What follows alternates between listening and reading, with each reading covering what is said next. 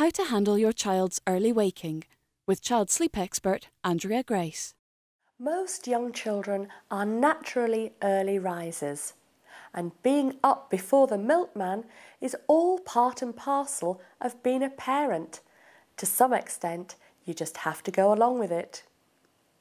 Step 1. Babies naturally wake up early. Early waking problems are notoriously difficult to tackle, as when your child has had a long block of sleep, even if it's not technically enough, she will find it very difficult to resettle. This is especially true in the 1 to 2 year age group, when children are only too aware of the delights of the coming day. Putting your child to bed later in the evening rarely makes any difference to the time that she wakes in the morning. This is because she's often programmed by both internal and external wake-up triggers. Step 2.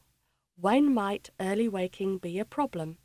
Parents vary in their opinions about what constitutes a normal getting up time for a baby, but generally, if your baby is waking up and is happy, then any time between 6 a.m. and 8 a.m. is a normal wake-up time. You might need to address the early waking if your child wakes before 6 a.m. and is crying and still looking tired. If your child has a ritual of a dawn waking and crying, followed by a milk feed or transfer to your bed and then back to sleep. If your child is tired and grumpy on waking and then takes an early, lengthy daytime nap. If any of the above factors sound familiar to you, then it is well worth considering some gentle sleep training in the early mornings to extend your baby's sleep. Step 3. Assess overall sleep skills. You need to take an honest look at your baby's overall sleeping skills. You'll get nowhere with early morning sleep training if you haven't got the beginning of the night and what's happening during the night right. Concentrate on teaching her to fall asleep independently at the start of the night and on removing any incentives for nighttime waking. These include giving an unnecessary night feed, moving your baby into bed with you during the night, allowing her to play or watch a DVD during the night. You should then treat the early waking just as if it were a night waking, offering the same consistent response as you did at settling and night waking times. Step 4. Teach your baby how to recognise morning. If you have sorted out what's happening at the beginning of the night and during the night, and your baby is still waking very early, rubbing her eyes, looking very tired and grumpy, then it's clear that she needs to sleep on for longer, and she's going to need your help in order to do this.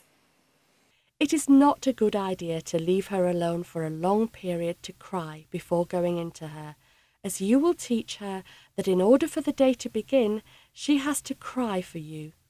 It is better to go to her before she becomes upset and praise her for being in her cot.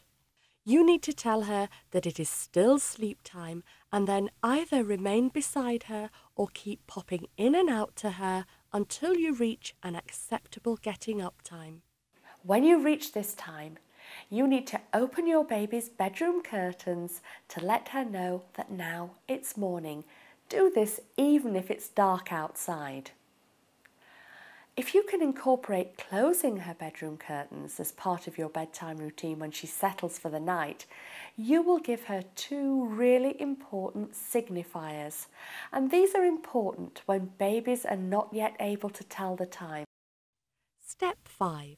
Older children.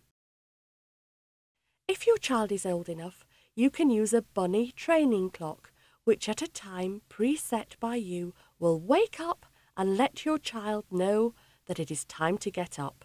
When tackling your young child's early waking, the first thing to aim for is that she simply stays in her bed or cot when waking up. If she comes into your room, it is crucial that you put her back in her own bed. Once she is able to stay there, she will have the opportunity to go back to sleep. When your child remains in her bed until getting up time, reward her with warm, specific praise. Step 6. Taking it step by step. If your child really struggles to go back to sleep, it is best to gradually extend the period that you expect her to lie in her cot or bed. If you're using a sleep training clock or just simply opening the curtains as a daytime signifier, you should, for the first morning, use the getting up prompt at the time that your child normally wakes up. Setting it too late in the very early days will mean that your child may lose heart, laying in her bed watching for the daytime signal. It is better to start at an achievable time and then move it forward by 5 minutes every morning until you reach an acceptable getting up time. There's no doubt at all that early morning waking is really one of the most tricky of all the childhood sleep problems to overcome. However, with confidence, persistence and patience, you will get there in the end.